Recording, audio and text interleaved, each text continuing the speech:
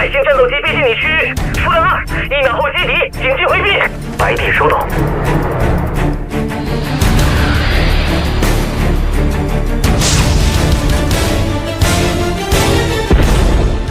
白帝折返，鸾鸟支援。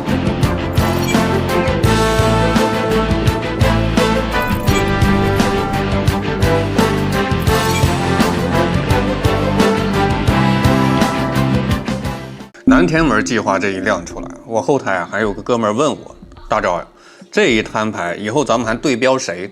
难不成真要对标三体人吗？嘿，听听，这话虽然是个段子，但呀，听得我后背发凉，有热血沸腾。因为这句话里藏着中国航天过去10几年隐秘的转型，这也是这届网友最凡尔赛的心理变化。咱们为什么能在航天领域玩出这种降维打击的感觉？因为咱们的工业逻辑变了。当一个大国不再盯着对手那点修宴会厅的钱跟炸掉的发射台，而是把视线挪向了轨道，挪向了升空，挪向那能量守恒的极致时，我们的对手其实就已经在变相消失了。以前我们对标美国是怕被甩下船，现在我们做南天门是想看看这艘船的性能到底极限在哪儿。至于以后对标谁这其实就是个伪命题。因为当一个文明真正走向星辰大海的时候，它的对手从来不是另一个国家，而是浩瀚宇宙本身那些未知的边界。好比三体人，如果说三体人是咱们科幻里的终极考题，那现在的南天门计划就是咱们中国工业为了应考提前打好的地基。所以别再问我南天门是不是动画，如果这是动画，那只能说明咱们现在的工业审美已经开始用这种浪漫的方式去触摸上帝的剧本。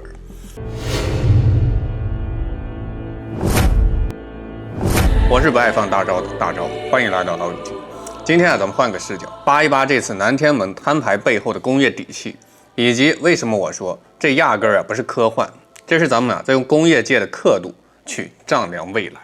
古人云：君子藏器于身，待时而动。什么意思？就是你手里有真家伙，不能天天挂在脖子上炫耀，得等时机。过去咱们航天人干嘛呢？摸着鹰将过河。人家造航天飞机，咱们研究长征；人家建空间站，咱们造天宫。那时候我们的对标物是明确的，是清晰的。但你们发现了没有？从这回南天门参数公开开始，那个对标物，也就是大洋彼岸的那只白头鹰，好像突然变得糊涂了。就在咱们神舟飞船稳稳落地，咱们的宇航员换班休息的时候，大洋彼岸发生了什么？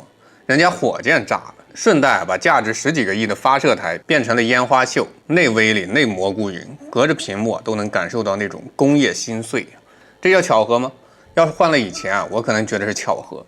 但现在当我们的官媒把鸾鸟的242米长，翼展684米，把白帝的16马赫突防，32马赫巡航，这些细到连起落架结构都给你展示出来的参数摆到桌面上时，我明白，这不叫摊牌，这叫降维宣告。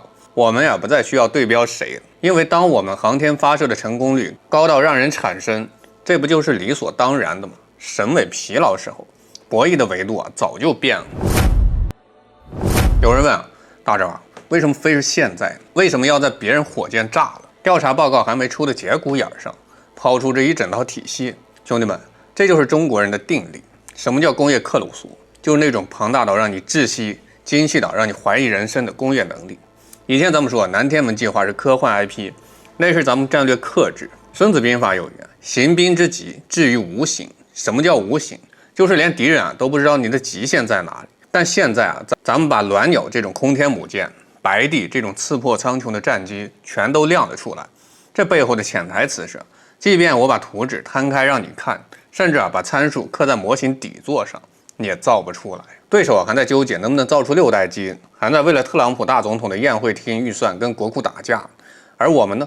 我们在讨论如何在地月系建立全域防御，这已经不是一个段位了，这是降维打击。说到这里，那就可能会问，那我们以后真的就没对手了吗？这恰恰是我们的痛点。咱们这一代人经历了太多的被封锁、被制裁。以前我们奋斗目标是超越，是赶上。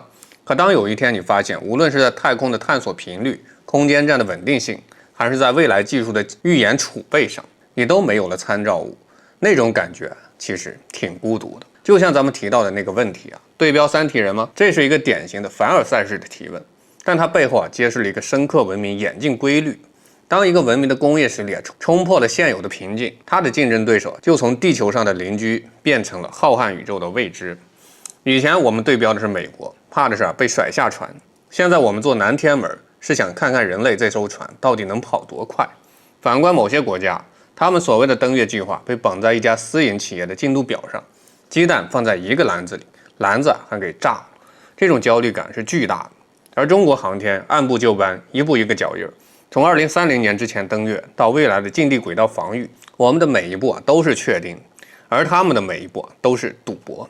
那么作为普通人，我们该如何面对这个未来以来的时代？给大家3个建议，也是我个人的看法。第一，别把科幻当笑话。任何伟大的工业奇迹最初都始于一个疯狂的科幻构想。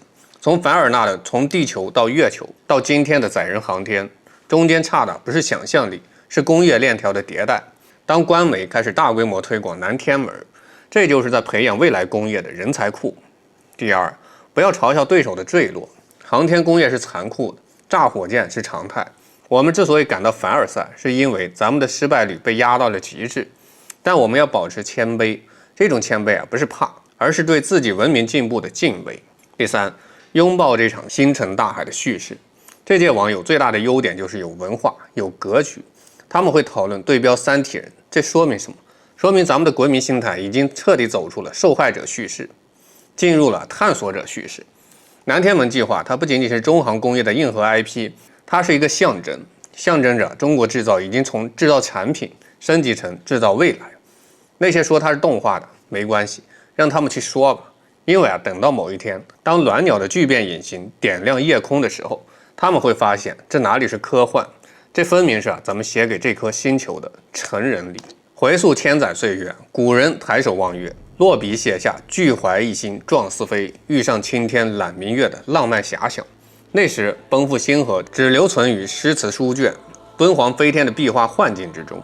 100年之前，我们积贫积弱，国门洞开，连仰望苍穹的底气都无处寻觅，只能望着别国火箭破空，卫星升空，在追赶里埋头补全工业短板。而时至今日呢，南天门横空出世，鸾鸟西域构想，白帝刺破苍穹，玄女列阵星河。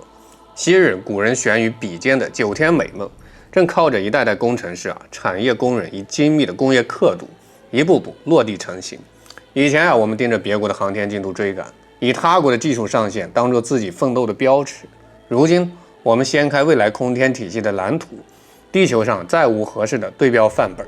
网友一句玩笑对标三体人，恰恰是一个民族历经追赶、超越、领跑之后，发自心底的从容与自信。